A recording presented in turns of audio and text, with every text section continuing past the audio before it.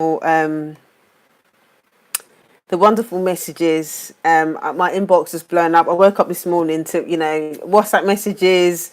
So many. I'm overwhelmed. I'm overwhelmed because, I just feel really blessed. I just feel really blessed to be in a position where, you know, I've worked really hard on myself, and I've worked really hard on doing the stuff that I do in order to try to, to make an impact.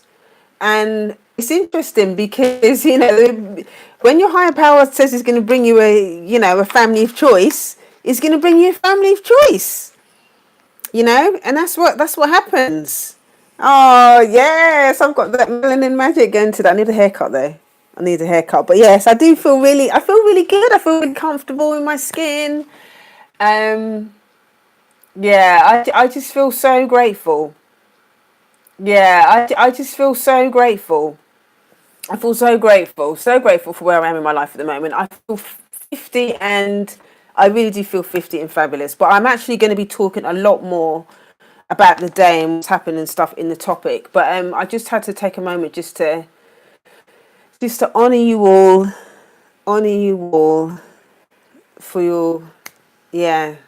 I feel really humbled. I feel really humbled. So thank you all so much for your messages. And I said, like I said before, I am going to respond individually to your messages, because I just want to. I just think it's the nice thing to do.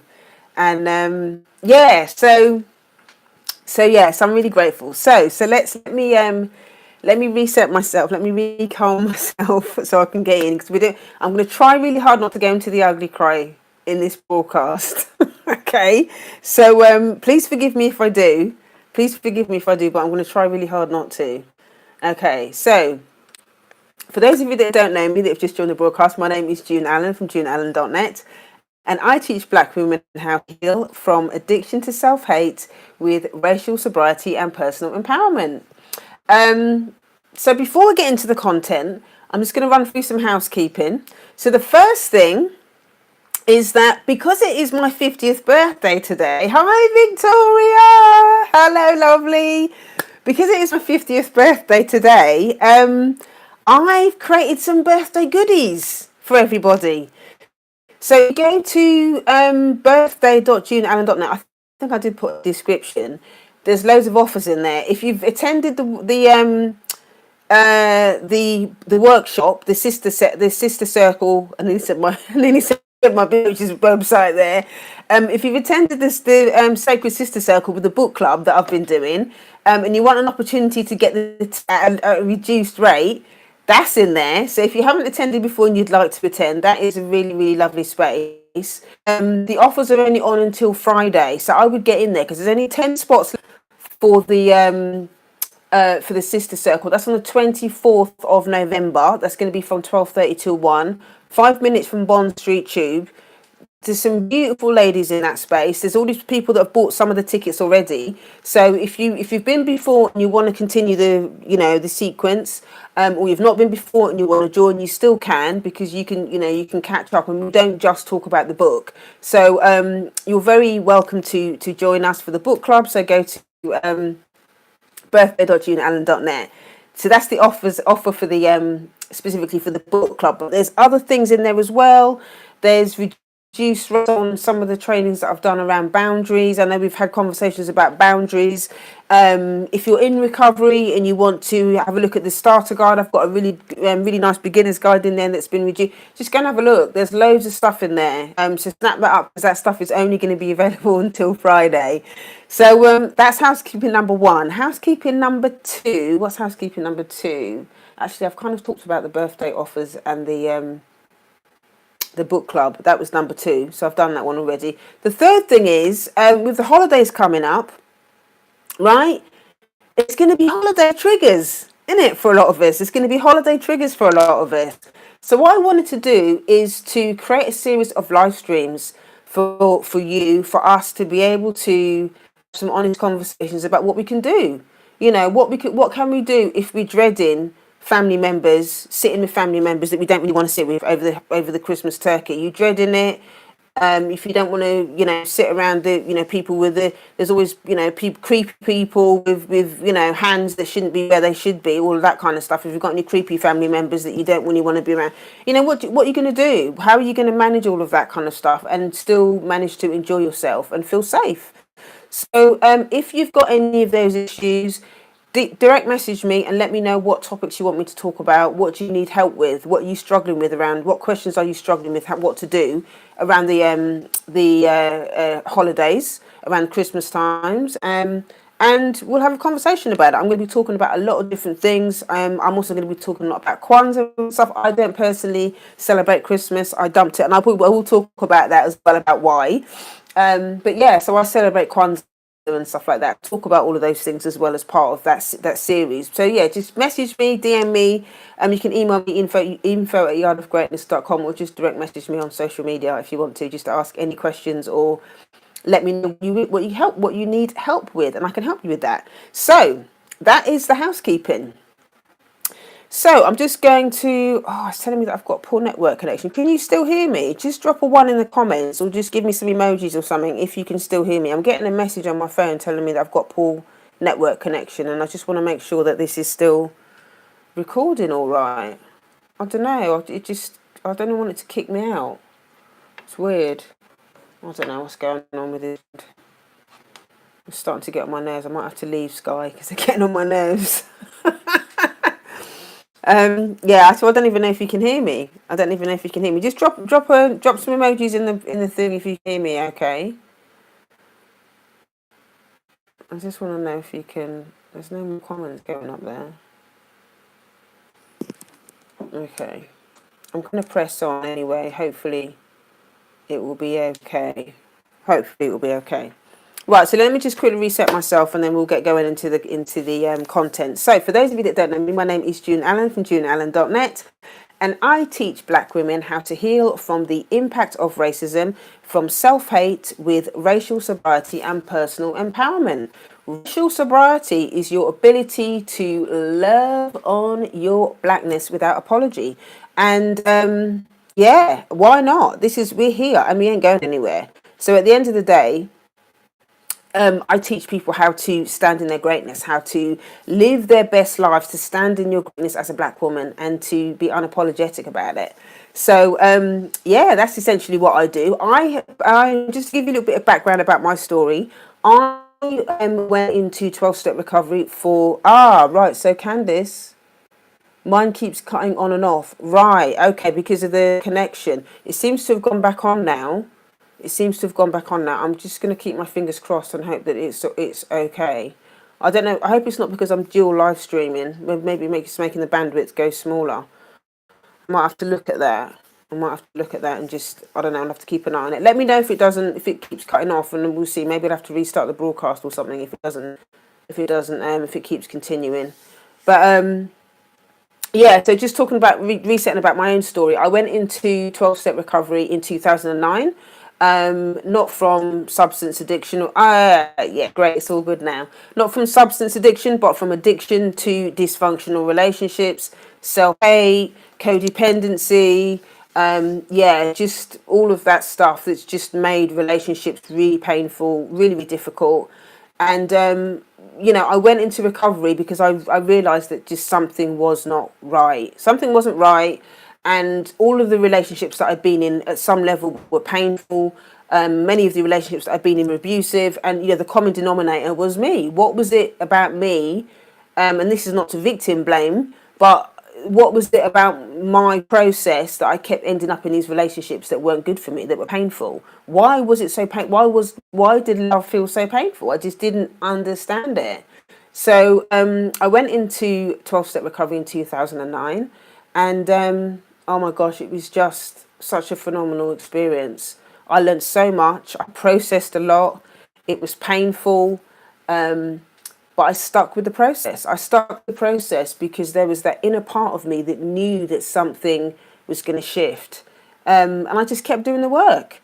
But what I learned from that process, and what was missing from that process, was the cultural context. I was able to have lots of conversations about who I was as a human being, but what was missing from the 12-step process was how was my experience as a black woman, and no one else was really talking about it. No one really had any language for it. No one really understood it. So it's only when I started to explore, I started reading a lot more books about it.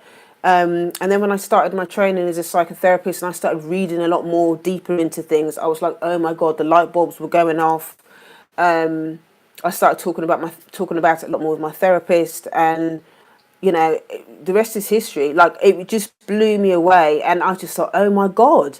When I started talking to other black people in recovery about this stuff, and I started sharing a lot more about it and stuff like that, people just started, the light bulbs were just going off in people's heads, and I was just like, oh my God, like, I have to share this stuff. I can't keep this stuff to myself, because I could see how I was starting to get more confident. I was starting to get a lot more understanding, and I started becoming more racially sober. That's what racial sobriety is. I became a lot more aware of the impact of racism, or the link between racism and addiction. So this is primarily, at the core of what I talk about. And I'm so excited because next year I'm going to be talking a lot more about the recovery process as well. So, and giving people the opportunity to go through the 12-step process. With the cultural context as well. So, whether you're in recovery or not, there's going to be stuff there for both of you. But I need to create some more stuff for my fellows in recovery as well. So I'm really excited about that project that's going to be happening next year. So that's a little bit about me. So let's get into the content. So so the yard lovage that I want to share today is all about the power of a black woman's touch. The power of a black woman's touch. Now, the reason I really wanted to share about this stuff today is because, I have had such a challenging relationship with my own body, with my black body, on so many levels, and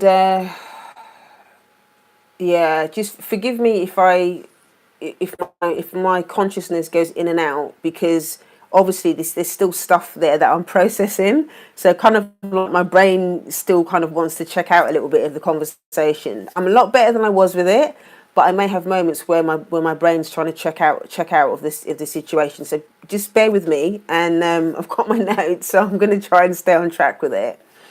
But I can honestly say that, being 50 now, this is probably the first time in my life where I really feel like I own my own body. And I say that because, for most of my life, I've always felt like my body didn't belong to me. As a child, I didn't feel like my body belonged to me, because, I just felt like people could do what they wanted to my body and there was no consequence. If I felt pain from somebody touching my body or doing something to my body or abusing my body, I wasn't taught how to. I wasn't told that my body belonged to me. I was told that people can do what they want to my body, because I did anything when my body was hurt. And so I felt isolated in my own body because I didn't know how to speak up, if that makes sense. I didn't know how to speak up and tell, and say to people when my body was being hurt, to say no. I didn't know how to say no. And that was really, really hard. So I kind of learned to, so look, I hope you can still hear me now, that I'm getting the poor network message on my thing again. But I'm going to continue. Yeah, I learned from those experiences, that I learned to check out. And this wasn't a conscious thing. I learned to check out of my body because my experiences at home as a child felt very painful being in my body. I learned to check out because in society, obviously, the images and stuff like that were being sent to me were also uncomfortable and anti-black. So, in society, when I was growing up, when I was going to school and all the rest of it, I felt uncomfortable in my body because of that. I'd also, I had, a few instances when I was a child, when I was molested, and no one did anything. I did tell, not when I'm just trying to think. It wasn't until I was a bit older, actually, that I told what was going on. Especially for one of them. I think one of them I did, and the other one of them she knew. I don't know how my mum knew, but she knew. But there was no consequences, and no one spoke to me about. No one spoke to me about anything, and there was no consequences for the people that hurt me. And so I just learned that I felt very isolated inside my body. I felt very. It was very hard for me to feel like I had a right to be a human being, you know? And yes, I'm just reading what Candy's saying. I can relate. Years of beating from loved ones made me accept others mistreat. That is exactly what I'm talking about. That's exactly what I'm talking about. And the survival mechanism in that, the trauma, yeah, it's to check out, it's to disassociate. It's what they call it in therapy. Is to disassociate from the body, and it's very, very hard to love yourself and to own who you are as a black woman when you've got this oppression and when you've got this stuff going on. It's very hard to stay in your body, and the checking out thing becomes that's the default. Whenever I felt stressed about stuff, I'll just disassociate, because if I'm not quite in my body, then I'm not present to the pain. I'm not present to the pain. I'm just quite mindful as well of the stuff that I'm talking about. I probably should have put a trigger warning, actually, because I don't want to trigger people too much. I don't want to trigger people at all, actually, in this broadcast. But so I'll try and really be mindful of that when I'm speaking, because I want to try and be responsible as well.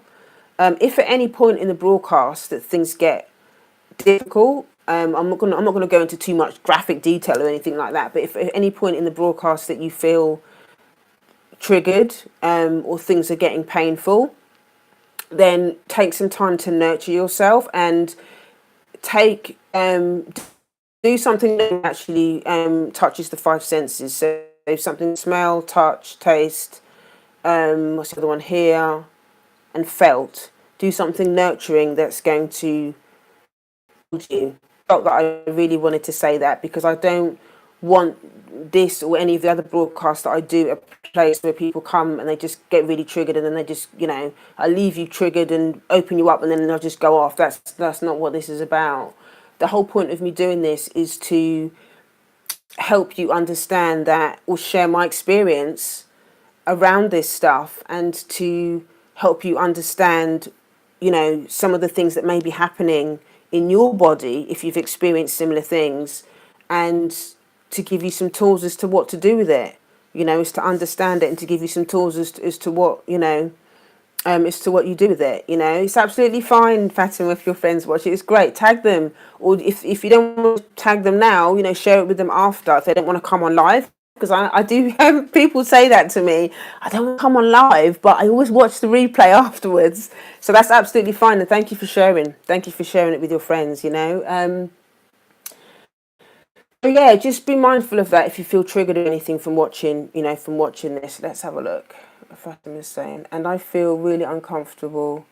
Start watching, and I feel really uncomfortable. I've asked her not to watch at this time, but it happened before with my auntie. Can it be made that only people in the group can view? I'm actually going to do. You know what you can do? If you message me specific things, let's have a look. No, it's because she's not also a black woman. My cousin. Ah, right. Okay. If you send me a direct message about the topics that you want me to talk about, I am going to be doing some private sessions inside the Facebook group, so we can have a more in-depth conversation. Don't comment on any of the things on this live, okay? Because obviously that's going to break your anonymity, and it's not safe for you to do it, okay, Fatima? So do not answer any things. Don't comment on anything on here that's going to make you unsafe. What I would like you to do is just jot them down, okay? jot down anything that I say that you want to talk a bit more about, and then you can direct message me, or you can we can maybe talk about it more in the Facebook group. If you want to do a one-to-one, you can always go to callme.juneallen.net and you can do a private call. We can do a completely private if you want to do it that way. But do not make yourself unsafe at all. Let's have a look. Okay, I see. I just let her know that I got uncomfortable, and she said okay, she wouldn't watch, and we'd talk about it later. For me, it was fine with my auntie because she's also black. Okay, yeah. I mean, at the end of the day, if there's people that are, if there's white people, it's inappropriate. And you know what? High five to you for setting that back. That is what a boundary is. That is what a boundary is. You just set a boundary for yourself. That is a brilliant example of what it means to set a boundary around something, and that's how you start learning to take care of yourself. You're like, actually, it's not appropriate for you as a white woman to be watching this broadcast with me. It's not. This is not for your ears. I don't do these broadcasts for white people. They're not for white people. They're for black women or black people. I have some black men that watch as well and sometimes message me with stuff. That's fine, but these broadcasts are not for white people.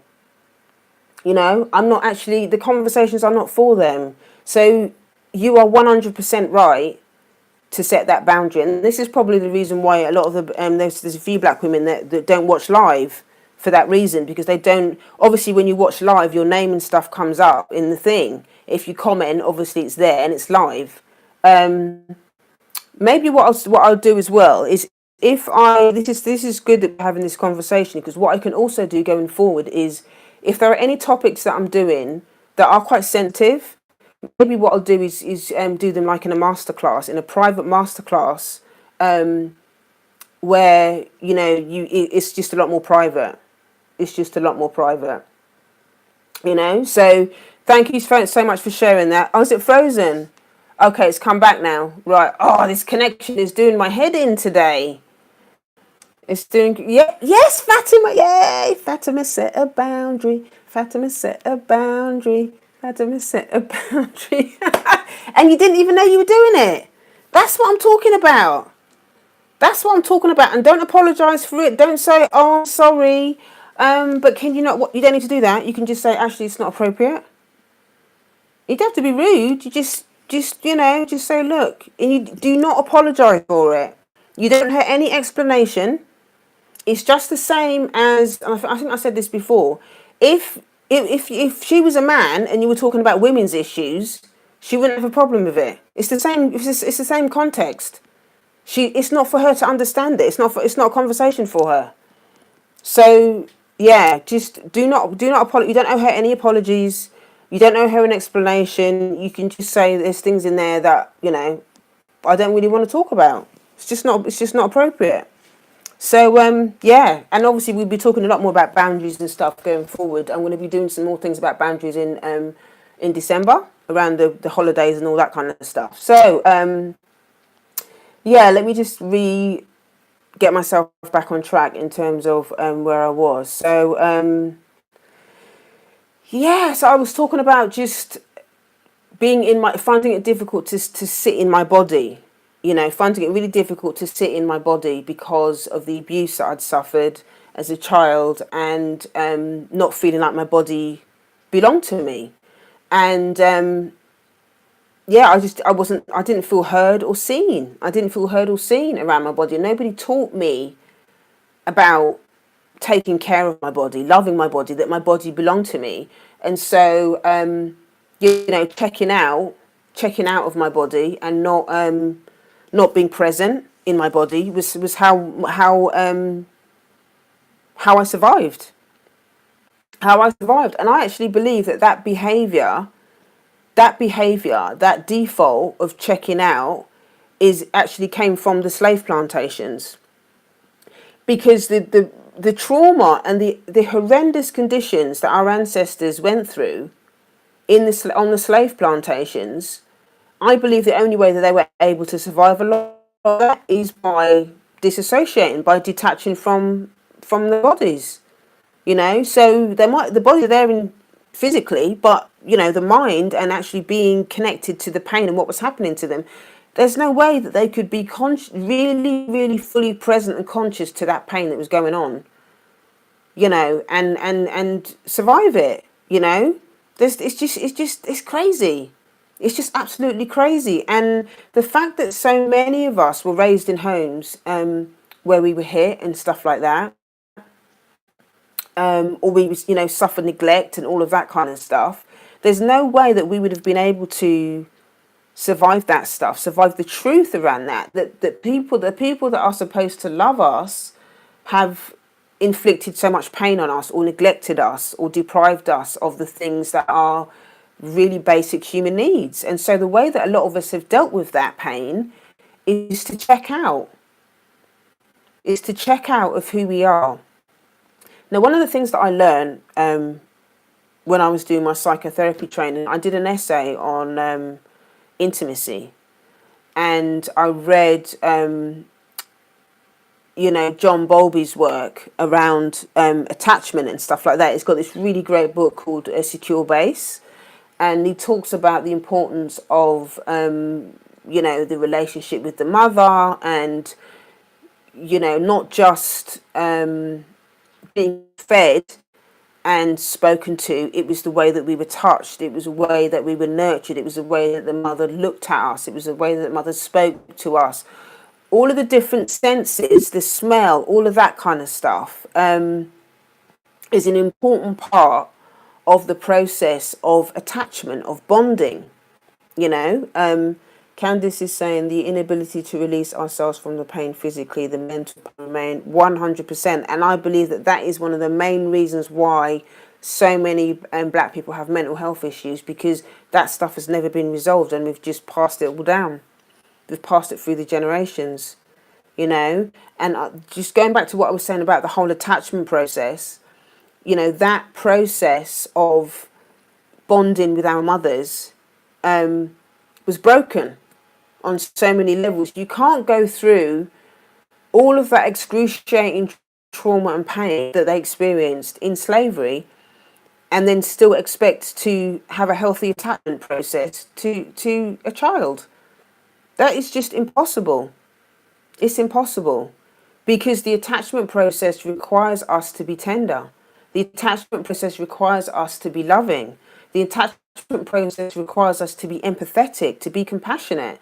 Now, if we're so traumatized by the savagery of white supremacy, if we're so traumatized by the savagery of white supremacy, then we're also disconnected from all of the other things we just talked about: the tenderness, the loving, the joy, the empathy, the compassion. That cuts all that stuff off as well. So, how can we attach ourselves after so much neglect from maternal figures and the pain that they entailed? This is part of the. This is a whole conversation I'm going to be talking about, Candice. And I think that a lot of people are silently suffering with that.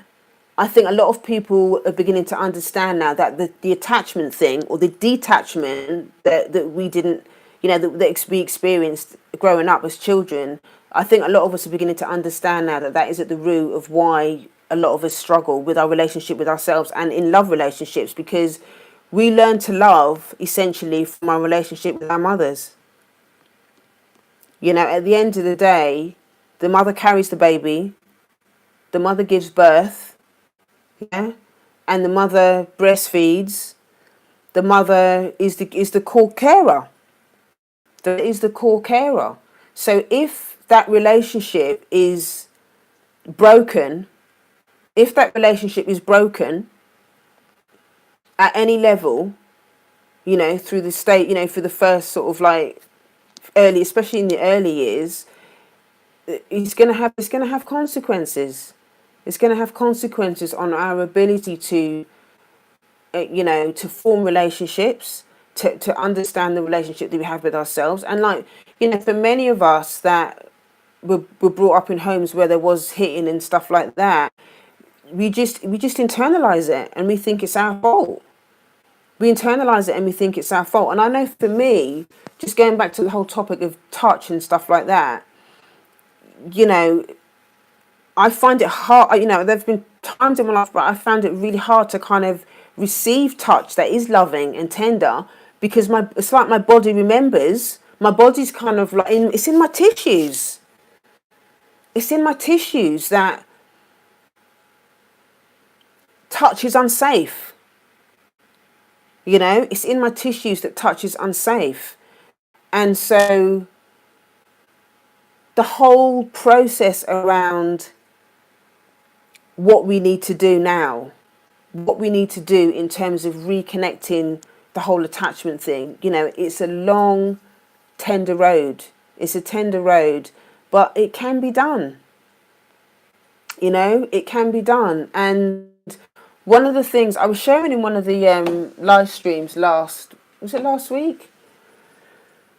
I think it was last week, when I was talking about the power of cultural nourishment, and I was talking about how that I wanted to book a massage, and I was very adamant that I wanted to have a black woman to do the massage for me, because that was all part of me being able to reconnect to my body and all of that kind of stuff. And the stages that I went through in order to get to that point, oh my gosh, it was a very tender, hard process. I went through some very, very powerful sessions, painful sessions with my therapist around what was at the root of, my discomfort around my body, and why I found it so hard to accept touch, why touch felt so painful, or why I checked out so much. And my therapist was able to, I remember one particular session, he guided me through a very, very powerful session, and there was so much fear, and I didn't even realize I had so much fear that was trapped inside my body around the the anxiety around, what was going to happen next. And, because it wasn't just when I was hit, I was actually traumatized by seeing my brother being hit as well. So I used to wonder why my mother would never say she loved me and was almost afraid to be affectionate towards me. We do need to reconnect. That's exactly what I'm talking about, Candice. It's that, there's that thing from the slave plantation. It comes down. So what I'm explaining to you about, it's a compulsive, it's an anorexic avoidance, to intimacy, and it sounds like your mum had, her own issues with intimacy. And if she hasn't healed a lot of that stuff, she's going to struggle to kind of be affectionate with you. And I think, when we hear our parents talking about things like, oh, well, I put shoes on your feet, that's, that means I love you. I put food in your belly, that means I love you. I go to work every day, that means I love you. Yes, that is an expression of love to do those things. But as human beings, we also need touch. We also need hugs. We need physical connection. We need physical. And there was an article that I remember reading at one point, and it was saying that if a baby is fed and drunk and whatever, but is not touched, that baby can die. That's how powerful this stuff is. If babies are put in a situation where, okay, you might feed them or whatever, but they don't get a lot of physical touch, babies will die. I can't remember the name of the article that I read about it. I'll have to try and dig it out. But, it's so powerful, and I think we underestimate a lot of that. And I know that there are a lot of people suffering with this thing because it's isolating, because we don't understand it. We don't understand the whole thing around, and in therapy they call it touch deprivation. If you Google touch deprivation and read some stuff about touch deprivation, it makes so much sense. It makes so much sense, because we're not, once we, if that's happened to us in the early years, that we're neglected by not being touched that much. And the only time I remember really being touched is, say, if my mum was cutting my hair, not cutting my hair, if she was plaiting my hair, or if she was getting me dressed, or if she was, or if I was being hit. You know, if I try and think about the times, I don't remember a lot of touch that went on between me and my mum that was tender, or that was loving, or that was affirming, you know. And I understand it's because she didn't have it herself. She didn't have it to give. She didn't have it to give. I understand that she's basically was just doing what was done to her. She didn't have the capacity to give. All she had, a lot of, you know, her and my dad, all they had was the food in the belly. But I think the thing that's important to realize, and the healing comes with giving yourself permission to really understand the consequences of what the touch deprivation does.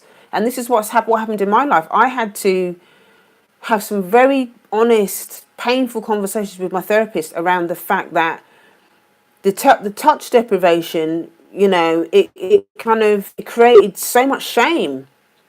It created so much shame because I internalized the fact that, okay, well, you know, if, and this wasn't a conscious thing, if I wasn't allowed to experience love through tenderness, through gentleness, through touch, through softness, all of those things, or experience empathy or compassion, which I didn't experience those things, then I'm going to internalize those as a child and say, well, actually, it's because of me why I feel like this. It's my fault. It's because I'm not good enough. It's because I'm not smart enough. It's because I'm not unlovable. That's what happens. That's what happens when we're raised in these situations. And you know, it's that stuff is going to get is going to bleed into love relationships. And that's what happened in terms of my own addictions, my own relationship addiction, and ended up in other, you know, relationships that were abusive and neglectful and all the rest of it, because, you know, I just kept repeating the cycle because I hadn't actually healed the original wound. I hadn't healed those original wounds that happened to me when I was young. So going back to today and what happened, and the reason why I really wanted to share this broadcast today was, and I knew it was a huge turning point, because I went for this massage today. And I always feel really anxious when I go to see, you know, a massage therapist, because number one, it's like I always ask for a black woman because I want to check in with myself and see where I am in terms of you know, how triggered I get. Being able to receive love and care and nurture from another black woman it can be quite painful. You know, it can be quite painful at times. So I kind of do it on purpose because I wanted to be able to observe myself. And that's when I know that my recovery process, my wellness process is working, because I'm not in the trigger. Stay with me now. I'm not in the trigger. I'm able to observe the trigger and just observe myself. Is that making sense? And the reason I'm able to put myself in this position now, where I'm taking a risk to be physically intimate and let another black woman touch my body, yeah, and give me a massage, because I've actually done a lot of processing with my therapist, yeah. I've done a lot of I've done a lot of stuff with my therapist. Let's have a look. Oh, so it's freezing again, the cycle. I mean, the video. Okay, good. Yeah, so yeah, it's a really good opportunity for me to check in with myself, around, you know, where's my body in terms of the triggers. Where's my body at in terms of the triggers, and where am I in terms of my sobriety and my my wellness around this stuff? How triggered am I getting by this stuff? And yeah, I had to go through, just answering your question, Candice, about, How do you begin to reconnect with that stuff? This is the stuff that I've talked about a lot around being your own loving higher parent. The attachment process, you as an adult have to become, we've all got different parts of ourselves inside. There's an adult, there's a teenager, there's a toddler, there's different parts of ourselves. And I know for me, the healing process started happening, especially around this attachment stuff. It was so intense. I went to see my therapist, and I had to allow my therapist to help me learn how to attach the adult to the wounded child. This is what all the inner child work is about. The inner child work is repairing all that stuff around attachment, is repairing all the stuff around neglect. Because the thing at the end of the day, if you keep externalizing, here's the thing. The reason why a lot of my relationships did not work is because my wounded child was trying to have a relationship with another adult. Yeah? Let me say that again for the people in the back. The reason why my relationships did not work is because my inner child was trying to have a relationship with another adult. My wounded inner child was trying to have a relationship with another adult. And quite often, the other adult was also a wounded child. So it was two wounded children trying to have a relationship.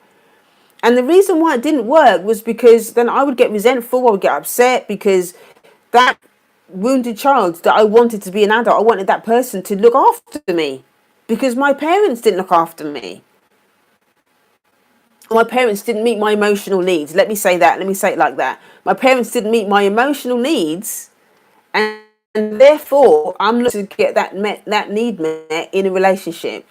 And it just doesn't work, because number one, it's not fair on the other person. It's not that person's responsibility to be your mum or your dad. It's not the other person's responsibility. My responsibility in that relationship is to show up in the relationship as a grown-up, because I'm in a relationship with a grown-up. But I wasn't able to do that because I had so many wounds around the attachment stuff. So in therapy, and in recovery as well, I learned how to take care of myself. And this is one of the reasons why having a mentor or having a sponsor or having some sort of support network is so important. Because then what happens is you start to build that pair. I can say that my first sponsor in recovery, God bless her, hello if you're watching, she almost become like a pseudo mum. She almost became like a pseudo parent to me, because I didn't understand. She was the first woman that I trust. The first person that taught me how to trust was a white woman. She was the first woman who taught me what it means to trust somebody, to trust them. She was the first human being I ever trusted, because she was kind, and because she was empathetic, and because she was compassionate. She was compassionate to what was going on. She used to listen to. I was heard. I was seen. She taught me about bounce. That woman taught me so much about what it means to accept, nurture, and care from another human being. And we did much work together. I worked with her for a good couple of years, and then, I started hitting all the walls around. Around my blackness and all the rest of it. And then it became really difficult, Then I had to, get more support, obviously, because she wasn't able to support me with that. But she was very, very open and willing and loving and everything, She was very open and willing and loving around, my process. And that was just such a beautiful experience, because she really did help me to grow up. She helped me grow up. She really, really helped me to grow up, and I'll always be really, really grateful to her for that. But that's one example of, how we begin to reconnect around the attachment stuff, is by finding other people that are safe, where you can really begin to start unraveling this stuff, and finding a safe space to be able to tap into the feelings around the impact of that stuff. Because real talk, oh my God, the grief that comes up around that attachment stuff is just beyond. And the anger and the shame. There's so much stuff that you know. What I will say around this attachment stuff is that do not do this stuff by yourself. You can't do it by yourself. I could not have done it by myself. I had a sponsor, I had a therapist, I had a network. You know, the whole point of having a network is because when you start to detach or come into the reality of what happened around that attachment stuff, you need a safe space to attach to while you're detaching from the dysfunction. Does that make sense? If you're going to start this process of detachment from the dysfunctional behaviors, you might not need to detach from the person. You might be able to, you know, stay in the relationship, but just set boundaries. But in that process of detachment and in the kind of transformational stage of the thing, it's important for you to have a safe space to be able to talk about this stuff, to be honest about what's going on, to share your feelings, to have someone hear you, to have somebody witness what's going on for you.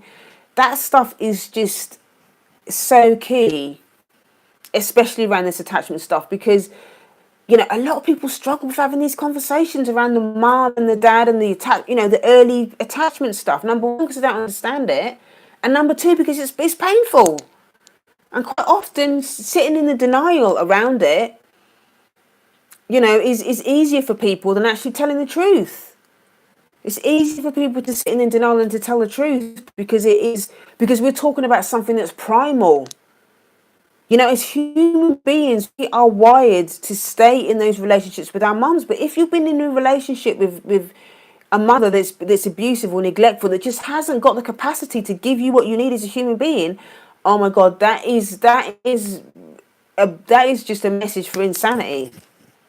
That is just a setup for complete and utter insanity. It really is. And so having a safe space to be able to really talk about that stuff and to be able to process that stuff is just absolutely key. So let me go back to the massage. So I go to this place. I'm quite anxious already because I'm praying that, oh my God, please let it be good. Please let her be kind, because I don't want to get triggered. I went to this one massage maybe about 2 or 3 years ago. It wasn't a black woman, it's an Asian woman. But she just completely ignored what I was saying. You know, she was kind of massaging me, but it was really hard. And I started feeling really triggered. And I just said, actually, you know, it's too hard what you're doing. And she just ignored me. And honestly, I was so triggered. I nearly got up and punched the woman because it was so triggering, you know, and that kind of put me off for a while.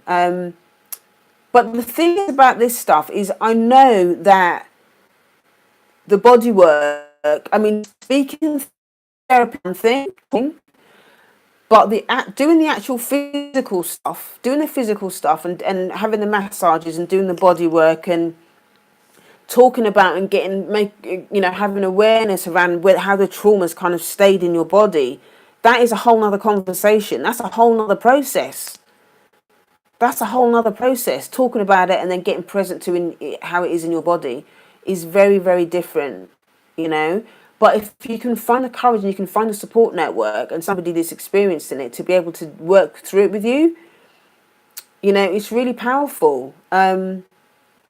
And I decided that having massages was one way that was going to help me to reconnect to that part of my body. And today, this massage was so nurturing. I turned up at the place anyway, and you know, it looked like it was closed at first. I was like, oh no, what it is? And in my head I was like, you know, black people, like they're late and what's going, you know, I'd already made up loads of stories in my head about what I thought was going on. But actually what happened was she was there early, but there wasn't no receptionist. It was only her in the shop on her own. And she was at the back getting the room ready. And she locked the door, so obviously nobody could walk in when she was trying to get the room ready. But obviously I didn't see her. The door was locked. I didn't see anything. But anyway, I knocked on the door a couple of times, and she came out and stuff. So, but when I spoke to her and stuff, and I met her, she had a really nice energy about her. She had a nice vibe. She was very sweet and everything. I told her it was my birthday and it was my birthday treat and stuff like that. So that was really nice. And when I was sort of in there through everything, and she walked, she showed me around the place, and then, we went into the treatment room, and, I took my clothes off and sat down, and I did feel vulnerable. But the good news is I wasn't in my child. I wasn't in my wounded child when I went there. I think if I was in my wounded child, I think I would have found it a lot more difficult. But I was able to kind of talk to my wounded child and just understand that, as it's just one black. I was an adult. I was an adult in that space, and I was just going to allow myself to receive. I just wanted myself. Oh, I wanted to be in a space where I wanted to receive. Hi, Howard. Lovely to see you, darling. I hope you're well. Thank you for all your messages. I'm going to message you back individually. So yeah, it was when she first started doing the massage. I could feel myself getting quite emotional. I could feel myself getting quite emotional because your body doesn't forget that stuff. Your body doesn't forget, and what happens is, I'm noticing now, what happens is if I'm in a situation where I am being touched by somebody in a way that's loving and nurturing, the emotion is not pain, it's joy. It's joy. There was an ex-boyfriend of mine. Honestly, the intimacy that I had with this guy was so overwhelming. It's the first time I'd been in a relationship with a black man that wasn't where I felt. It's the first time I've been in a relationship with a black man that felt safe. And we would have these really intimate sessions, and I just used to cry a lot. I just cried a lot, because I'd never experienced that level of joy just around being nurtured by another human being that wasn't going to hurt me. I'd never experienced being with another human being and just allowed myself to receive the love and the pleasure and the joy just from something that was really natural human being, And that was such a beautiful thing. That was such a beautiful thing. Yeah, and that's when I really began to understand that things were starting to shift for me, in terms of my relationship to my own body and allowing, starting to trust other people around my body, and being clear about that. Howard, just to let you know, there have been some technical issues around the live tonight. So it keeps cutting out. I don't know what's going on, but it keeps cutting out. If you find that you're struggling to watch the live and it keeps cutting out, if you click on the YouTube link that Fatima's put in there previously, or if you go into the WhatsApp group, I've posted a link in there live. You can watch it live on YouTube. And actually, you probably might get a connection because I'm not getting any connection disruption or anything on YouTube. So yeah, just you might get a better response there. So yeah, I wasn't used to receiving the love and tenderness and empathy and compassion, and I wasn't used to somebody honoring my body in the way that he did. This guy. I just wasn't used to my body being honoured. I wasn't used to him asking me if I was okay, and just respecting that my body just wasn't a pound of flesh for him to get his needs met. I felt it. I really, really felt that he was being conscious that actually there was two people. The intimacy takes two people. My previous relationships were really about one person, me abandoning myself and feeling like I had to behave a certain way to meet that person's needs. My needs, I used to abandon myself in those relationships because I didn't know how to take care of myself. I was so codependent. I didn't know how to take care of myself. So really, that wasn't intimacy. That was abuse. You know, it was codependency and it was abuse. Sometimes I spoke up, and sometimes I you know, when I did speak up, it didn't matter. It didn't matter. So there was a lot of bullying, and it was horrendous. It was horrendous. But the thing is about doing this work is that, and this is really hard, the only way that you're really going to change this